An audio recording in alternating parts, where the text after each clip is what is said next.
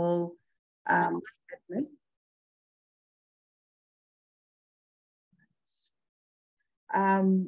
Welcome everyone to our first webinar.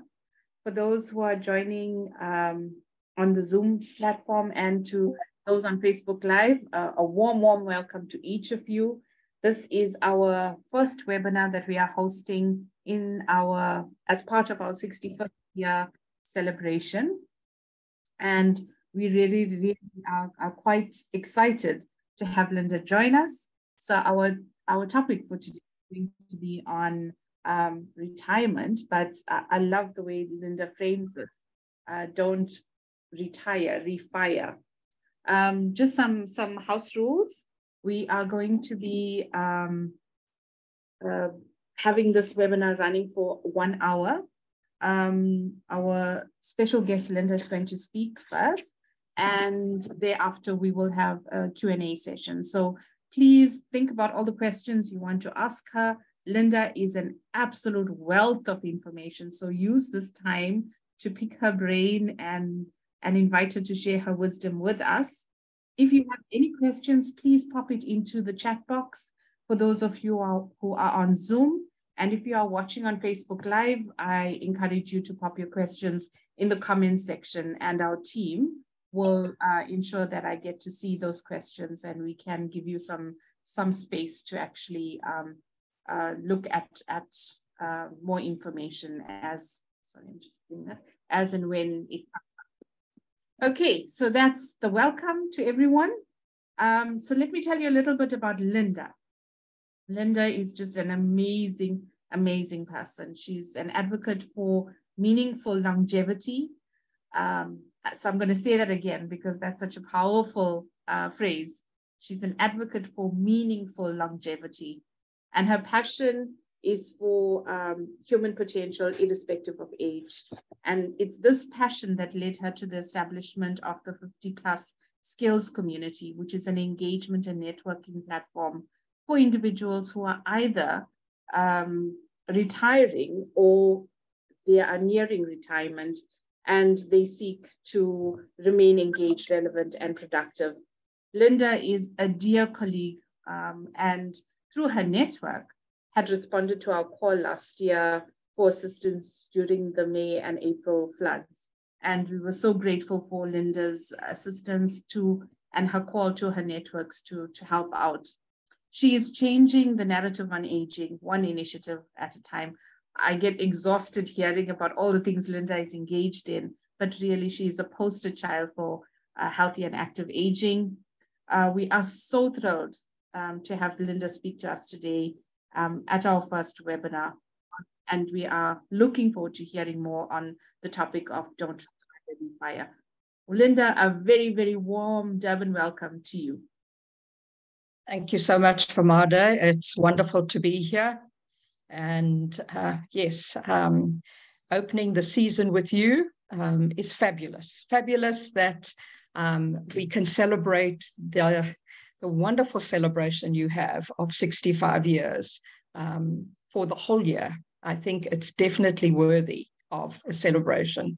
And I just want to say to the Tafta community or anyone on the call, you have an amazing leader in Famada as part of Tafta.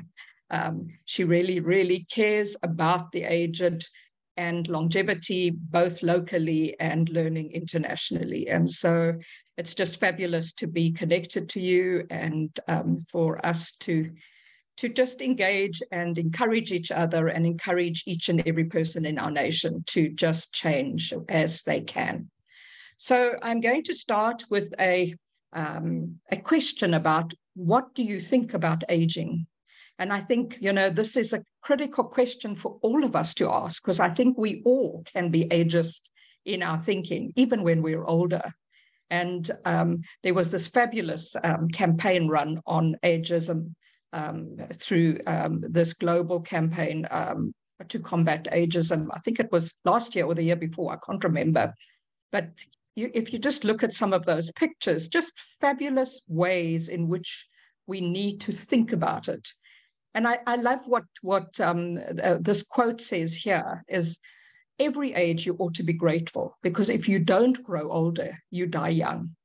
And so it's about us all understanding what it means for us individually, but for those around us, and also for the younger generations to understand that this is the one ism we will all go through, is because if we don't go through it, we die young.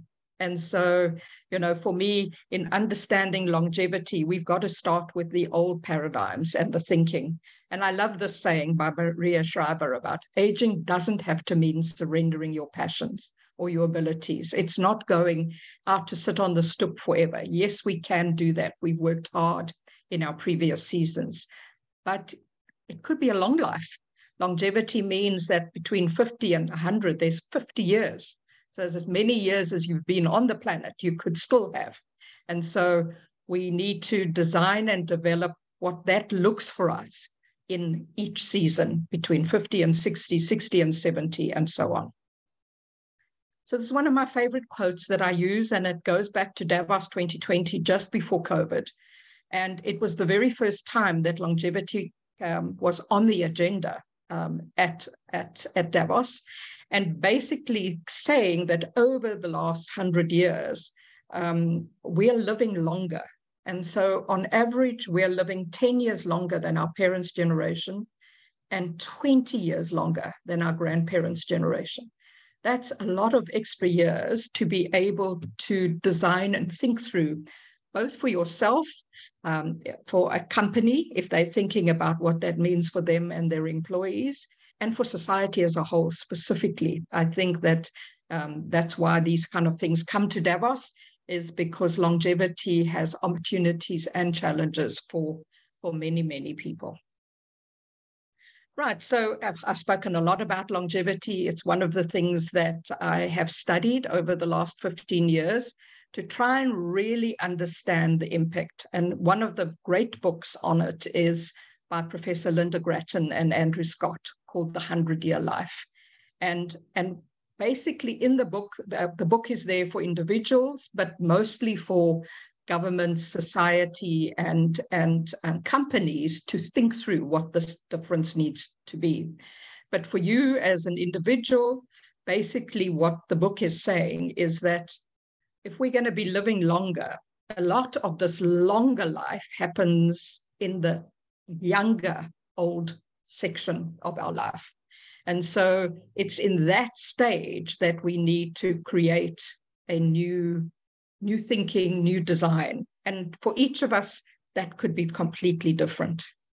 The other slide that I use often, because I think it just explains so much about how the world has changed. And this slide by Heather McGowan, who is an amazing, she can take very complex scenarios and put them into great visuals that just help us ordinary citizens to understand them. Basically, if you look at the bottom of the slide, the old paradigm was the relative rate of change yes, there is change, but if you look at it compared to the rate of change now, probably in the last 30 years since the internet and the personal computer, the rate of change was quite stagnant, and we lived this linear life of education, then working until you were 60 or 65, a shorter retirement period, and then in most cases people died.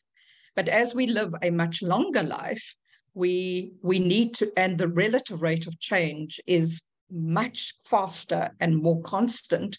And this slide I used was before COVID.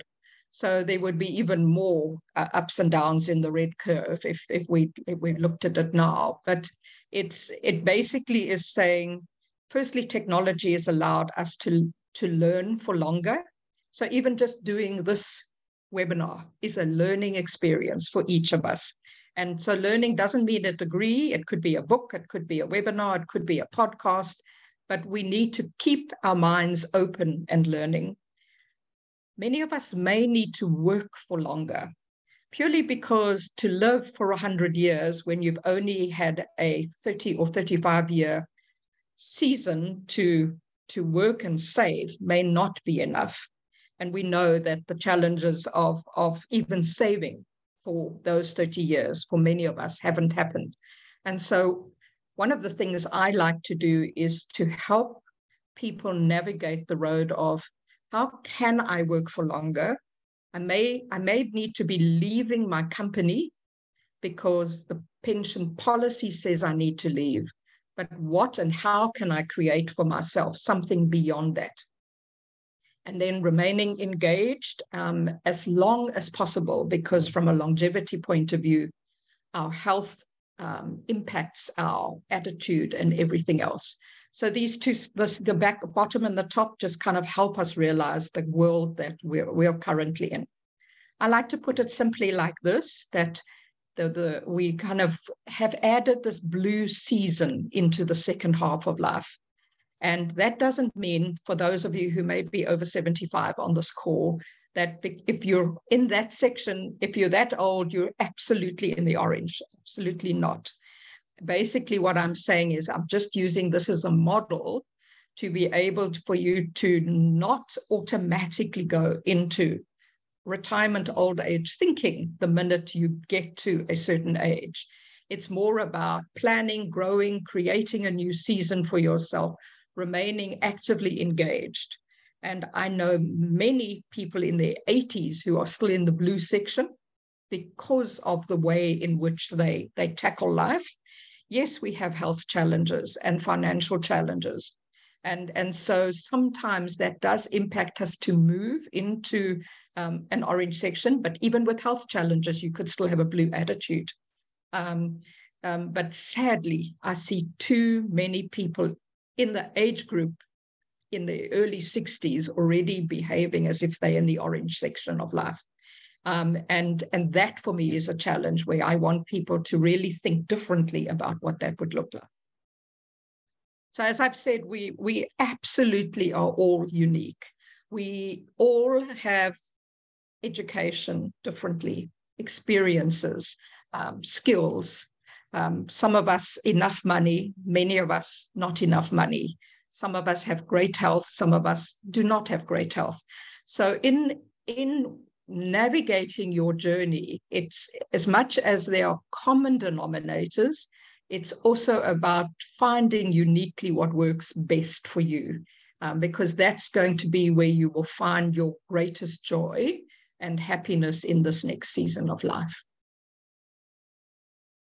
So now I'm just going to go through a few of the mega trends that I see as a retirement life coach that people are challenged by. So depending on what age you are on the call, this may already be behind you and you'll definitely say, yes, I agree, or this may still be ahead of you and it's things you can watch out for. So there are 5 main emotional challenges that you could be going through. One is, where does your money come from when you're no longer employed full-time? Hopefully it comes from some form of retirement annuity or pension that you've paid into, or it may even just be your SASA funds, but where is it coming from? It may be from other investments, and this can emotionally really challenge a lot of people. The top picture with the pen is structure to your day. When we work, there is a lot of structure between I've got to be at the office at a certain time and leave at a certain time, and we know how much holidays we have and all the things that come with that. It's been really challenged quite a lot during COVID, and I think that's been some of the real challenges for HR, is because life has become a little bit more flexible. And that's also caused the great retirement, where a lot of people have loved the flexibility and decided to leave the former workplace even earlier than they may have. But having structure and being disciplined into varying your day into a number of things now fits solidly in your hands. And so, it's important that you start to think about what that might mean for you. Purpose and a reason to get up. For many of us, working, even though we may not have enjoyed it, brought the money, brought finance into our family, brought the purpose that got us up every day. But when that is no longer there, we need to discover what our new purpose will be for this new season. And that's one of the things that we really need to work a lot on. And I'll explain a little bit more about that. Your social engagement in the workplace versus relationships beyond the workplace. Often we've worked with colleagues for many, many years, and we've built up wonderful relationships. You build friendships, the coffee conversations at the water cooler, or whatever about your day, or the wedding that you went to, or the new grandchild, or whatever it might be. There is this constant engagement with people. And when we move outside of the workplace, all our relationships are our responsibility to make sure there are connections. And so it's one of the things I encourage people a lot to do, is to make sure you're building relationships in many seasons and areas of your life, across those younger and older than yourself. That's where there's great places to mentor and engage and volunteer, and different cultures, because we learn from each other, and that in itself, the diversity brings great richness into our lives. And then the last one that can impact many people is status or identity. So identity is, how do I define myself? Sorry, Lynda, 1 second. Can I just ask everyone to mute so that we could hear Lynda? Melanie, can you mute? Thank you. Sorry, Lynda. Okay, no problem. So our identity in the workplace, we often, if you think about it, when you meet someone new, what is the first thing you say? Hi, I'm Lynda. I'm the CEO of 50 Plus. Or do you say, hi, I'm Lynda. I live in Somerset West, and I'm a very proud grandmother of 4. You know, it's quite, we're very defined by that identity. And crossing a bridge into a new world where that identity needs to change is absolutely critical. The other big mega trend that I see a lot of people struggling with, and discussions that need to happen, is your family and your close relationships. What is it that you want and to plan in this next season? So for couples and partners, your spouse, have you sat down and had this conversation, and are you on the same page? I find that for many people, they're not on the same page. And then they stop discussing it because it just causes an argument. I was even called in once as a coach between the husband and wife to try and align them to what do we want to do together versus what can we each do individually in this next season that brings fulfillment for both of us. We're finding with a lot of women in their 50s and 60s are moving out of kind of the empty nest into now really wanting to grow their career, and the men are wanting to slow down. And so sometimes there is a misalignment in partnerships and that. We are sandwiched often between our children who may not have left home and our aging parents. That is already the signs of this 100-year world that we're living in. And in fact, Lynda Grattan says in her 100-Year Life book that adolescence has increased to 30. So if any of you have any children under 30 and they're still at home, that's quite normal in a longer life. But yes, you know, for many of us on this call, we were out of the house by the time we were 20, 21, and mostly married in those days. But yes, the aging parents could be taking up a lot of time, finances, and then still having children at home. Grandchildren may live close by and the children all far away. And these are some of the challenges as we decide where we want to live. Do we want to be close to them? Do we want to set up somewhere else? But these are some of the things that we really need to think about. Then from a work perspective, as I said, we do need to maybe sit on the stoop a little bit and enjoy the joy of the season. But what Lynda Grattan says is that we have lots more time on our hands, and we need to turn some of our recreation time into recreation. So that design and recreation of what is it that I want to do in the next season. I think all of us should volunteer and should start volunteering long before we retire, because that helps us to build those networks and reasons to get up, and relationships and networks. Reskilling ourselves with new skills is absolutely critical if you're wanting to keep going or doing something different. I think it's more a case of cycles of work and play, that it's not like you need to work full time. And maybe for some of you that might be the case, but it's about, maybe I want to work mornings only, or I want to find a place where I can have flexible hours and go into the office once a week, but do some of the work from home in my own time as long as it gets done. Because it'll depend on what that looks like for you. And it's more important for you to design this around how you want the next season to be than to just keep sending out your CV hoping someone will give you a job. It will be much better to really navigate a little bit deeper journey. The internet and the gig economy have opened up quite a lot of opportunities, and COVID certainly brought us all into a world where we can work differently, we can work locally, we don't have to work in an office anymore. We can work for an organization elsewhere in the world.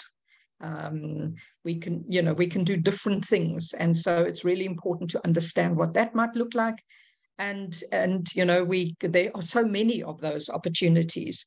Or you have still enough time to start a whole new career if you really wanted to.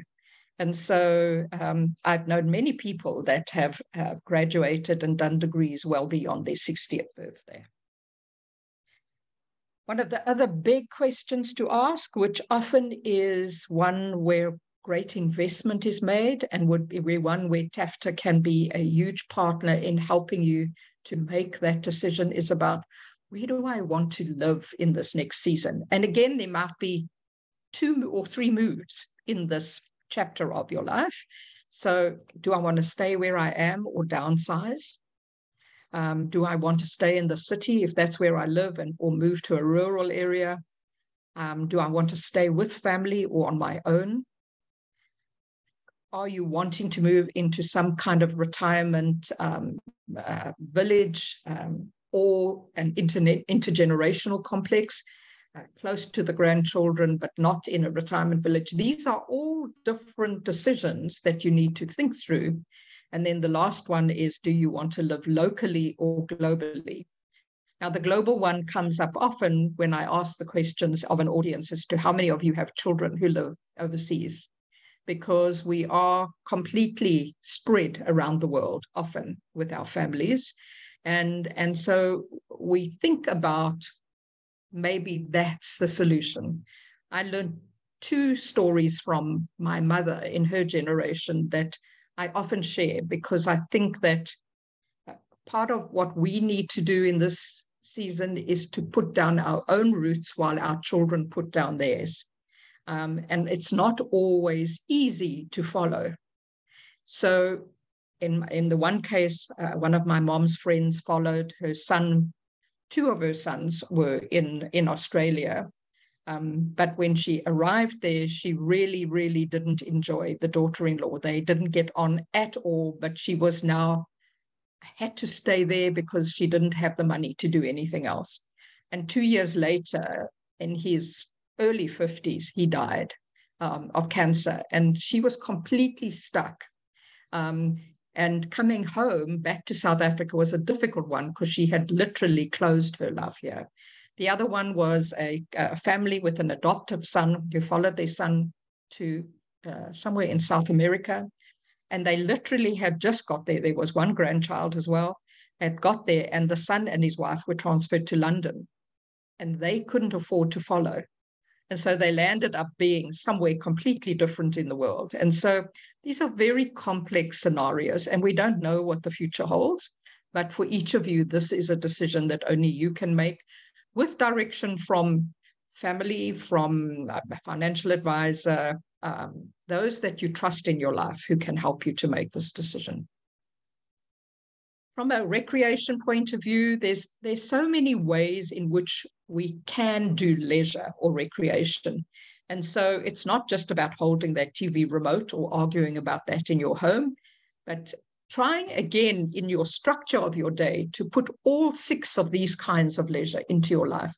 So social leisure, meeting up with people, coffee, a meal, inviting them to your house. Spectator leisure could be television, or it could be the theatre, it could be watching a sports match. Creative leisure, which would be doing a class on painting or flower arranging or woodwork or writing. Intellectual leisure would be kind of a subject that you're interested in and finding places where you could engage with that kind of subject. Physical leisure, a healthy body is really important for us in this season of life. A place like Silverfoot that operates around South Africa, that's specifically honed in on the 50-plus generation and older adults around our mobility and flexibility. You can join a club. They are all over the country.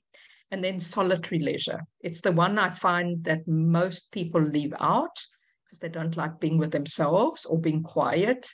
But actually, it's such a necessary and important part of reflection and time to be quiet and to think. And so I really want to encourage you to be involved in all these different kinds of leisure.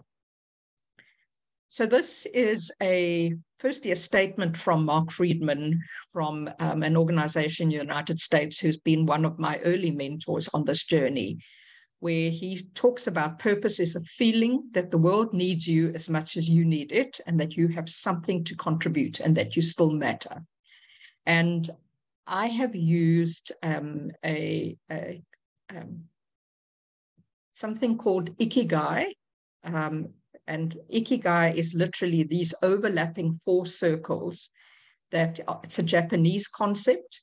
And it basically, you're asking yourself these 4 questions to try and get closer to what may this be for you in your life in every season. And it doesn't have to be one thing. It could be a number of things. But to start the process is to write down, so what do I love? And then the second question is, what am I good at or great at? What are your skills? What can you get paid for? If you're looking for work and payment and you're starting this design journey, that would be a good third question to ask yourself. For instance, you may have been a great personal assistant and with great administrative and secretarial skills. And you don't want to work full-time, and at 65, you're not getting any responses to your CVs that you're sending out. But there are some amazing online virtual assistant organizations. So setting yourself up as a virtual assistant at home in your area of skill, you could get paid for. So it's also about rethinking in the world we live in, what that might look like. And then what does the world need? And we live in a developing nation where there are so many needs, whether it's reading to a child at school and knocking on the door of your local primary school or your preschool or your retirement village or aging association like Tafta. And when you can answer these 4 questions, I encourage people to do a vision board around these 4 circles and put as many pictures as you can around it, close to what you love. In my case would be travel and my family and my faith. What I would be great at would be coaching, mentoring, the longevity world. I spent most of my early profession in the early childhood sector. And so that often comes up for me on what the world needs. And in fact, I've just been recruited for a 1-year project into the ECD sector again. And that for me is so fabulous. I didn't think I'd get that opportunity again. So it really is an amazing thing once you think it through and you speak it out aloud, how often others are attracted to what it is that you're doing. So it starts with you. Then I just want to finish off with just a few slides around technology, because technology is the other big mega trend that has made our lives so much more interesting, challenging, because for many of us, we did not grow up with this technology. And so we are not digital natives. We are digital nomads. We've had to learn to be, whereas our children and grandchildren, especially our grandchildren, they almost know how to do the stuff from the age of 2. We ask them to do the finding things for us on the iPad because they just know. It's in their DNA where it's not for us. And there's a fabulous organization called Older Adults Technology Services, or OATS, in the United States. And this was a statement that Tom Camber, the founder, made. Smartphones and the internet access have become essential to socialize, carry out everyday tasks, and access healthcare. If you only have a telephone, you are disconnected from the world. And I think that this had become the greatest challenge during COVID for our older sector of society. Companies just created online solutions, online doctors and hospitals, and getting your medicine, and obviously the banking sector. But for those of us who were used to going into a place where we could engage with a human being, this became really, really difficult. And so I really believe that we need to really just help this generation. And there in itself lies opportunities for many to be the volunteers or to start something that would help. So the way we communicate is changing. The pace is very fast. As we are, we the digital immigrants versus our children being the digital natives. And we need to try and adapt to staying connected. And I'm absolutely, for me, from a longevity advocacy point of view, we need digital inclusion for all. It cannot just be for the youth. And from a South African perspective, that's been the focus. And I really encourage as many tech companies as possible to continue to also do this for the older generation. And my great friend Richard Adler in the States talks about, for your technology to work, you need to have a 3-legged stool. You need to have the hardware. So the hardware would be your computer, a smartphone, or an iPad, or some kind of pad. The connectivity, which can still be quite expensive in South Africa, so your Wi-Fi or your data is the second leg of the stool. And the third one is the skill. And I find even living in for the last 2 years, I've been living in one of the retirement villages where the first 2 legs are absolutely, every single person has them. They don't have the third one. And so we need to find a way to bring digital skills to more older adults, and find ways both for them to be curious to learn, as well as the opportunity for those who understand this market to be able to offer those services. So there's a great challenge, I hope, to some of you.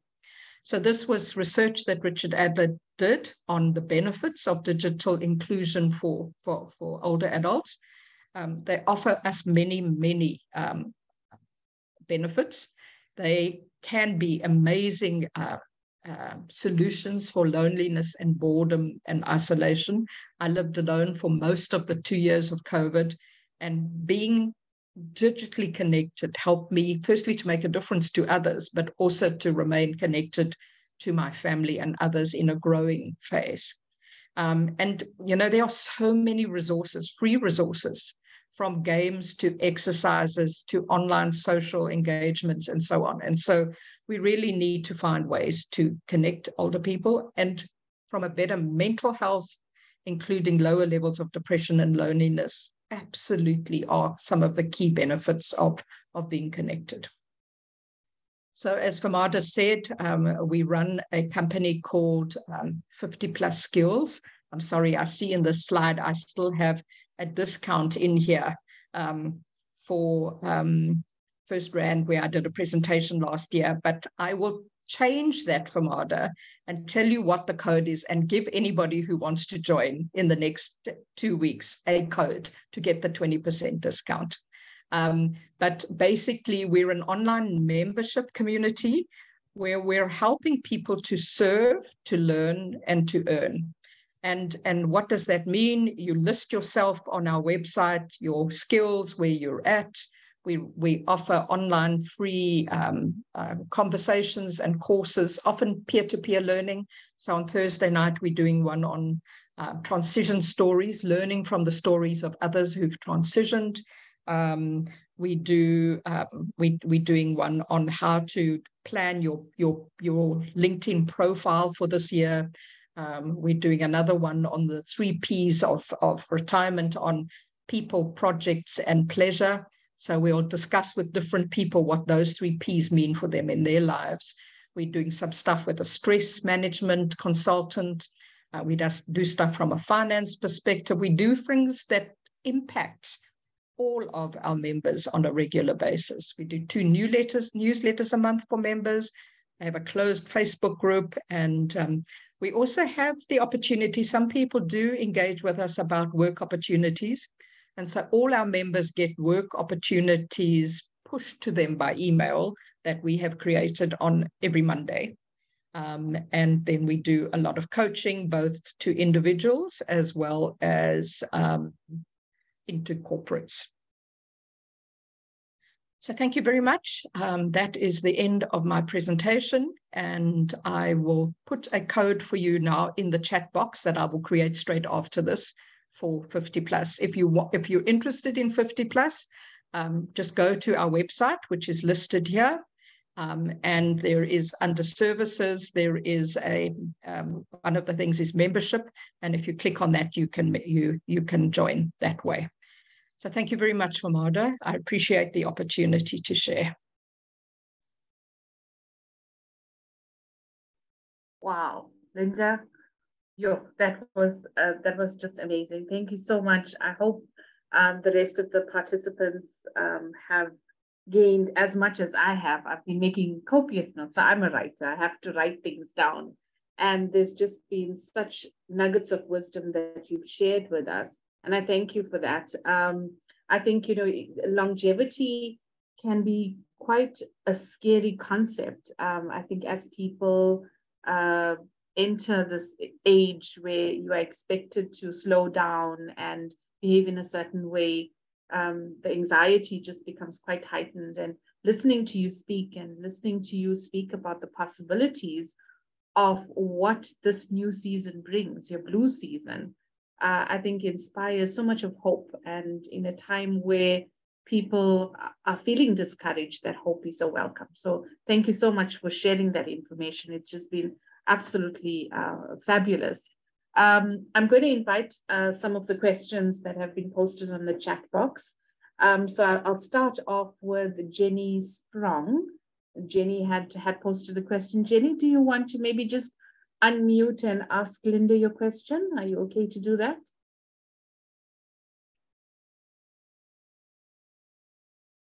Okay. So I'm not sure where Jenny is. Can I maybe just ask the question, Lynda? So Jenny wants to know, how would support groups fit into the adjustment phase of retirement? We're going to call it reFIRE now. Yeah, and I think that's one of the reasons why we created 50 plus skills, is because support groups are a critical part of crossing this process from full-time work into the next phase. And even though we're all unique, there are many things that are similar. And in the early days when we started, we used to do face-to-face workshops. We still do face-to-face engagement in certain regions of the country. But we find that the biggest benefit that people come back to us is saying, I feel like I belong here. It's almost a case of everybody's got similar challenges. And when you're engaging with positiveness around some of those challenges and stories from others, it helps you to move along. And so it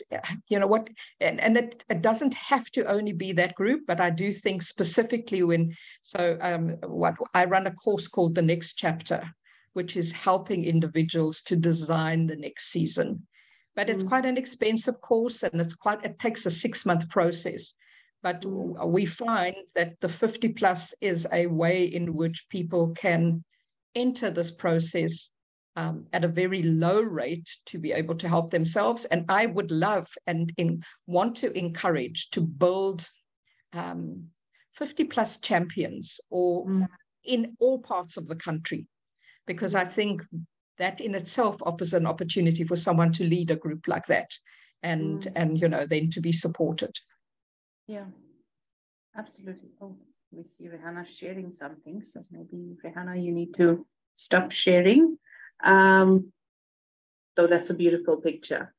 Lynda, I think what you're saying is so important around being able to share with others what your journey is like, because that's where the inspiration comes from, and also to share with the participants on this webinar that, I joined Lynda's group a while back.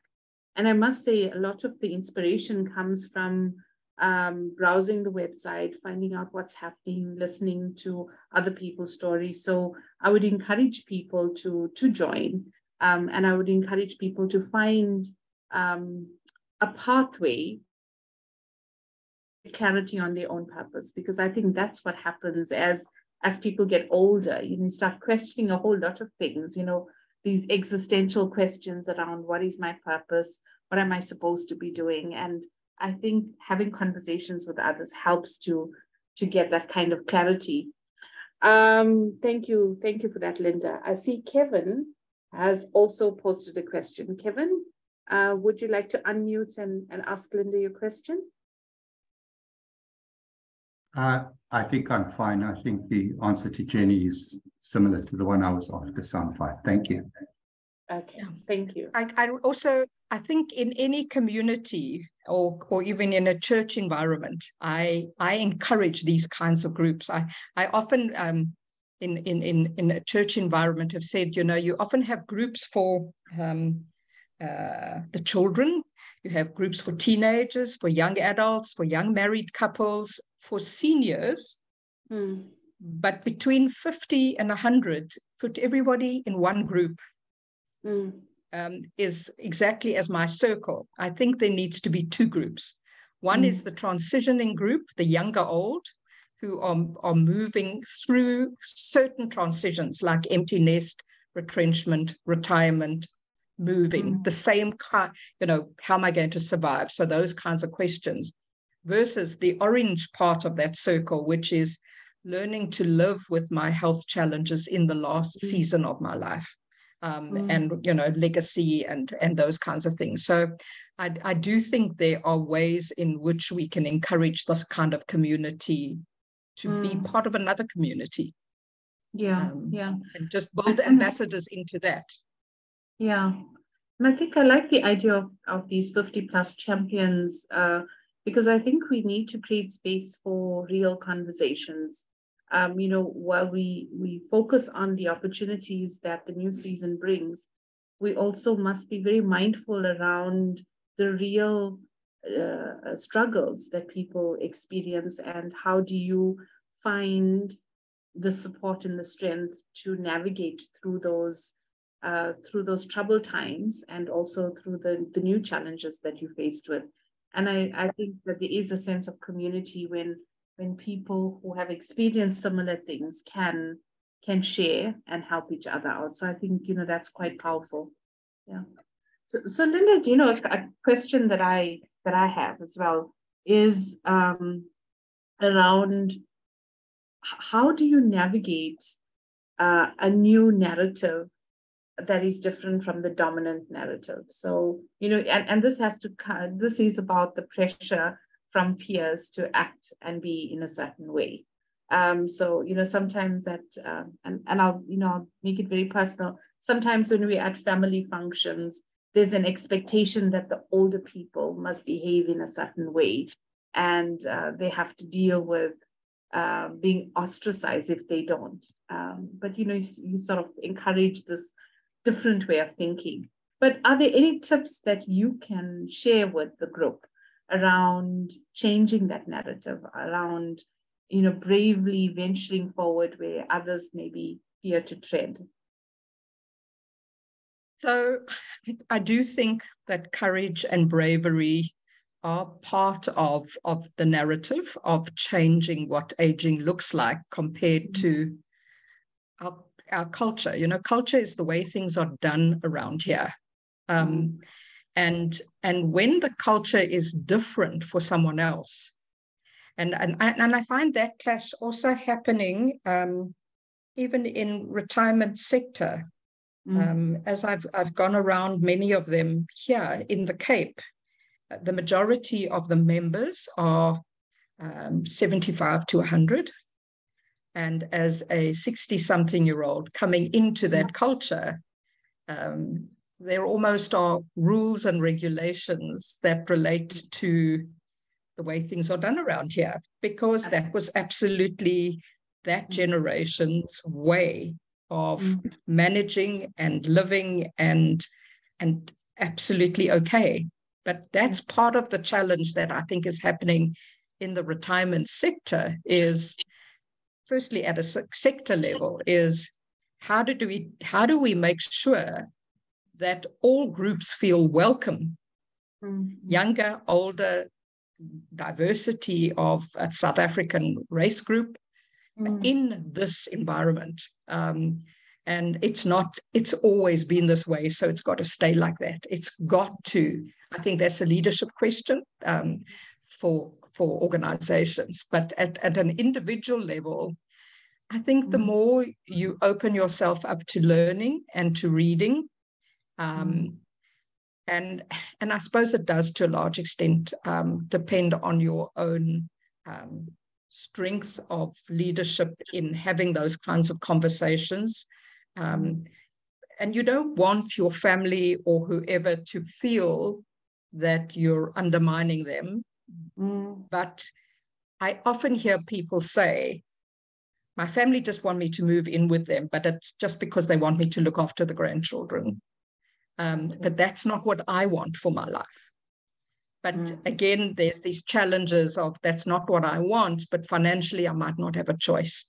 So I don't think this is an easy question to navigate. I think it's the kind of question that we need to, as individuals, become better equipped with understanding what some of those opportunities are. And then also understand, and also opening up opportunities for our children's generation to understand how this is changing. So in many cases, I think it's often the children who come with the parents to a retirement village. Yeah. But often the children are doing the talking and you know, the parents are being not heard. Yeah. So I think there are challenges. I took some women here who are in Cape Town, and they just said, our children want us to move in with them. It's what our culture expects, but we don't want to move in with our children. We want our own plan. So again, they're both strong women who've been professionals in their 50s. That's where they are right now. And so I think the models are changing, but change at this level is quite slow at a mega trend. But I'm sure you see it more often at the local level. Yeah. And I think, you know, what becomes so important is to encourage and to support the change in behavior. So when we see someone is being brave and being courageous, to make that the norm, that, you know, bravery and that kind of courage is a good thing. And I think if we, you know, it's positive reinforcement. When you see this happening, you reinforce it, and hopefully it starts a whole chain reaction. So I think that's quite exciting. I think, so I'm just going to quickly do a squiz around. For those who are on the call, are there any burning questions that you have for Lynda? I could speak to Lynda for hours and hours, because I think she's just so fabulous in the way she thinks about longevity, and it's so inspiring. But is there anyone else that would like to ask a question? If not, Lynda, can I just maybe have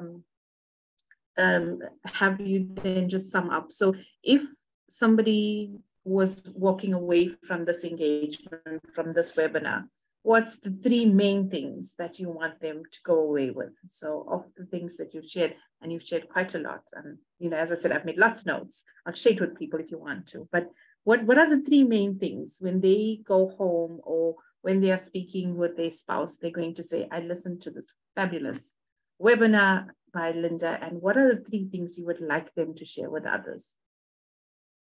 So I think the three things I would say is that if this presentation has piqued your interest, is learn more in whichever area you feel you might not have thought about that as something to tweak your interest, whether it's the technology, whether it's the longevity, the working longer and doing that differently. So just basing yourself more in a learning space to understand this. The second one is to spend some time alone, reflecting, thinking,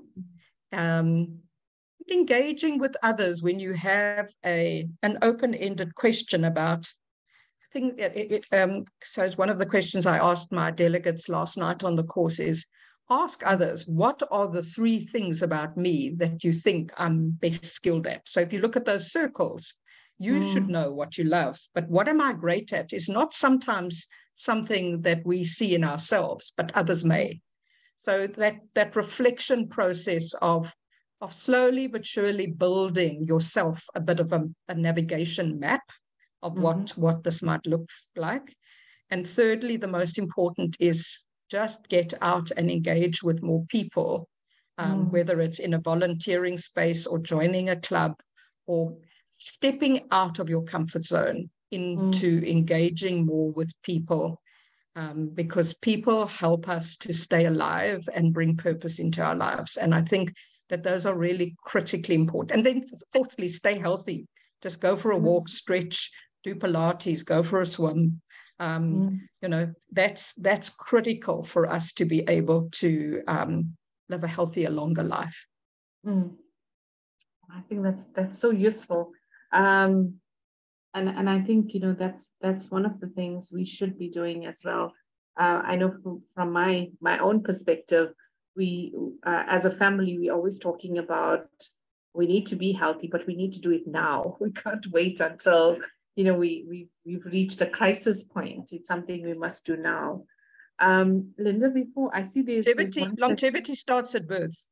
Absolutely. Yes, maybe that's the lesson as well, is that longevity starts at birth. So we don't have to wait for that to happen. And, you know, I like something that Moira Allen says from the Pass It On Network.